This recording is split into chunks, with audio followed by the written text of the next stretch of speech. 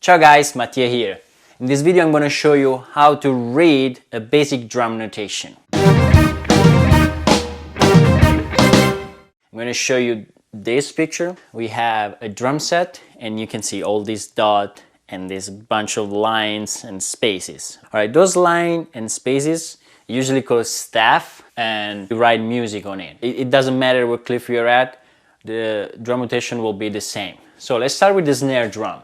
Usually the snare drum is placed on the third space from the bottom, and if you read music that will be the note of C in violin cliff. So every time that you see that the dot on the third space, that is the snare drum. Moving in a clockwise way, we have the first thumb, and usually the first thumb is on the fourth space, starting from the bottom always. So you can 1, 2, 3, 4, and you will have the first thumb, which will be the note of E. So that will be the first thumb.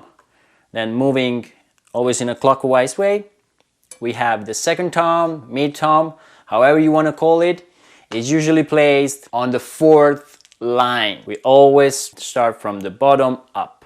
So the fourth line is where we place the mid thumb. Sometimes some drum notation will not have a mid thumb, but if there is, usually will be placed over there. And I say usually, like sometimes in a drum word, there will be a different drum notation.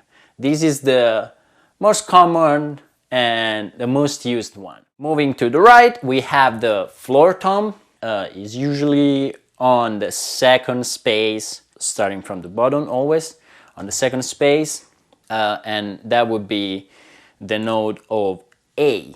Then, on the first space, we will have the kick drum, and that will be the note of F. Then we have our cymbal, the hi-hat. Usually when we play the hi-hat with our stick, it's noted as an X and is on top of the fifth line. This kind of sound is gonna be the X on top of the fifth line. While if we want to play the hi-hat with our foot, it's gonna be completely on the bottom. And it means we want to play the hi-hat with the foot. Then we have our crash, which is usually the star sign.